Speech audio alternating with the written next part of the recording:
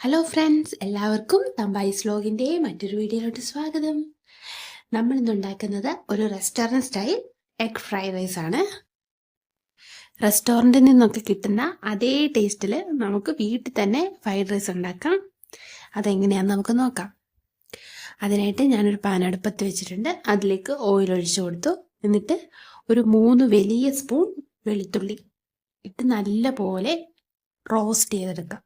നല്ല പോലെ അതൊന്ന് വഴന്ന് ആ ഒരു ഗോൾഡൻ ബ്രൗൺ കളർ ആകുമ്പോൾ നമുക്ക് അതിലേക്ക് വെജിറ്റബിൾസ് ഒക്കെ ആഡ് ചെയ്ത് കൊടുക്കാം. ഞാനിപ്പം ഇവിടെ എടുത്തേക്കുന്നത് ക്യാപ്സിക്കം, സവാള, ക്യാരറ്റ്, ക്യാബേജ്, ബീൻസ്, ഇത്രയും വെജിറ്റബിൾസ് ആണ് നമ്മൾ ഇവിടെ എടുത്തിട്ടുള്ളത്. ഇനി ഈ വെളുത്തുള്ളിയൊക്കെ നല്ലപോലെ ഗോൾഡൻ ബ്രൗൺ കളർ ആയപ്പോൾ നമ്മൾ അതിലേക്ക് സവാള ചേർത്തെടുത്തിട്ടുണ്ട്. ഇനി സവാള നല്ലപോലെ ഒന്ന് പഴറ്റിയെടുക്കണം. മീഡിയം സൈസ് ഒരു സവാളയാണ് ഞാൻ ചേർത്ത് കൊടുത്തിട്ടുള്ളത്.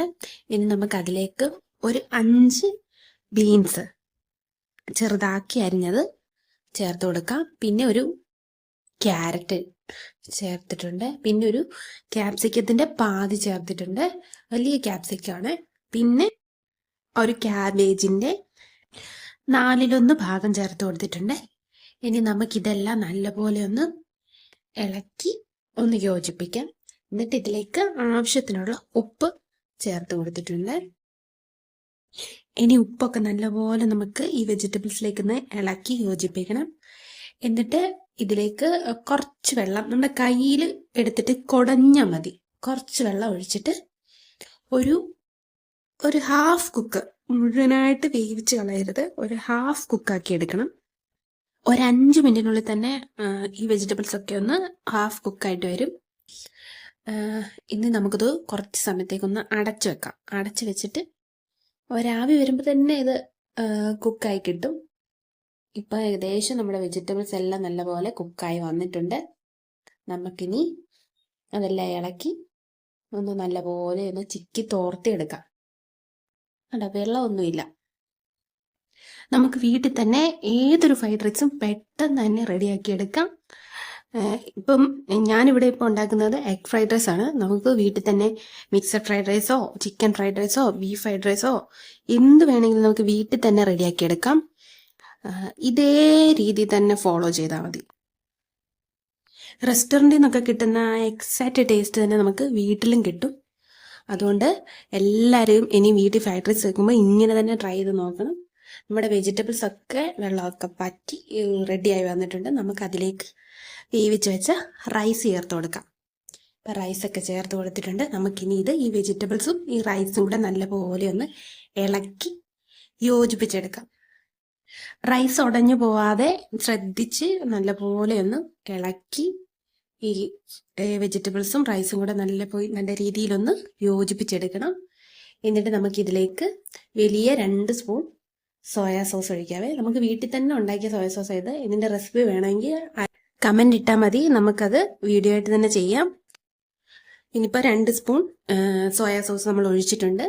ഇനി അതിലേക്ക് ഒരു വലിയ സ്പൂൺ തന്നെ, ഈ സ്പൂണിൻ്റെ അളവിന് തന്നെ, നമ്മുടെ എടുത്ത സ്പൂണിൻ്റെ അളവിന് തന്നെ 1 സ്പൂൺ വിനാഗിരിയും കൂടെ ചേർത്തിട്ട് നല്ലപോലെ അതെല്ലാം ഒന്ന് ഇളക്കി യോജിപ്പിച്ചെടുക്കാം.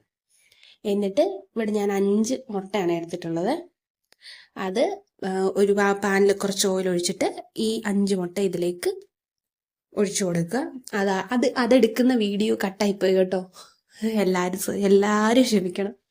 എന്നിട്ട് ആ മുട്ടയിലേക്ക് ആവശ്യത്തിനുള്ള ഉപ്പ് ചേർത്തിട്ട് ഇതെല്ലാം നല്ലപോലെ ഒന്ന് ഇളക്കി യോജിപ്പിച്ചെടുക്കുക. എന്നിട്ട് നിങ്ങളുടെ എരിവിനനുസരിച്ച് കുറച്ച് കുരുമുളക് കൂടെ ചേർത്ത് നല്ലപോലെ ചിക്കി പൊരിച്ച് തണ്ടി ഇതുപോലെ ഇങ്ങനെ പൊരിച്ച് നമ്മൾ റെഡിയാക്കി എടുക്കുക. വെള്ളമൊക്കെ നല്ല തോർത്തി എടുത്തിട്ട് നമുക്കിത് നമ്മുടെ നേരത്തെ റെഡിയാക്കി വെച്ച റൈസിലേക്ക് ഇട്ട് കൊടുക്കാം. റൈസിലേക്ക് ഈ മുട്ടയെല്ലാം നമ്മൾ ഇട്ട് കൊടുത്തിട്ടുണ്ട്. ഇനി എന്നിട്ട് ഈ റൈസ് നേരത്തെ യോജിപ്പിച്ചതുപോലെ തന്നെ മുട്ടയെല്ലാം റൈസിലേക്ക് ഇളക്കി നല്ലപോലെ ഒന്ന് യോജിപ്പിച്ചെടുക്കാം. എന്നിട്ട് ഇതിൻ്റെ മുകളിലേക്ക് കുറച്ചുപ്പ് ഒന്ന് വിതറി കൊടുക്കാം. എന്നിട്ട് ഉപ്പ് വിതറിയതുപോലെ തന്നെ കുറച്ച് കുരുമുളക് പൊടി, ആ ഫ്ലേവർ ഒന്ന് മുന്നോട്ട് നിൽക്കാൻ വേണ്ടിയാണ് കുറച്ച് കുരുമുളകും കൂടി ചേർത്തിട്ട് ഇതെല്ലാം നല്ലപോലെ ഇളക്കി ഇതിലേക്ക് നല്ലപോലെ ഒന്ന് യോജിപ്പിച്ചെടുത്തു കഴിഞ്ഞാൽ നമ്മുടെ ഫ്രൈഡ് റൈസ് ഇവിടെ റെഡി ആയിട്ടുണ്ട്. ചൂടോടുകൂടെ തന്നെ നമ്മുടെ ഫ്രൈഡ് റൈസ് നമുക്ക് ഒരു പാത്രത്തിലോട്ട് സെർവ് ചെയ്യാം. ടൊമാറ്റോ കെച്ചപ്പിന്റെ കൂടെയും അല്ലെങ്കിൽ ചില്ലി ചിക്കൻ്റെ കൂടെയൊക്കെ സൂപ്പർ കോമ്പിനേഷനാണ്. ഇതല്ലെങ്കിൽ വെറുതെ തന്നെ കഴിക്കാൻ ഇത് അടിപൊളിയാണ്. അപ്പം ഇനിയും നമ്മുടെ ചാനൽ സബ്സ്ക്രൈബ് ചെയ്യാത്ത എല്ലാവരും മറക്കാതെ ചാനൽ സബ്സ്ക്രൈബ് ചെയ്യണം. എന്നിട്ട് തൊട്ടടുത്തുള്ള ബെല്ലൈക്കൺ ക്ലിക്ക് ചെയ്താൽ മാത്രമേ നമ്മൾ ഇനിയും വീഡിയോസ് ഇടുമ്പോൾ നോട്ടിഫിക്കേഷൻ കിട്ടത്തുള്ളൂ. അപ്പോൾ വീഡിയോ ഇഷ്ടപ്പെട്ടാൽ എല്ലാവരും ലൈക്ക് ചെയ്യണം, കമൻറ്റ് ചെയ്യണം. മറ്റൊരു വീഡിയോയിൽ വീണ്ടും കാണാം. ബൈ.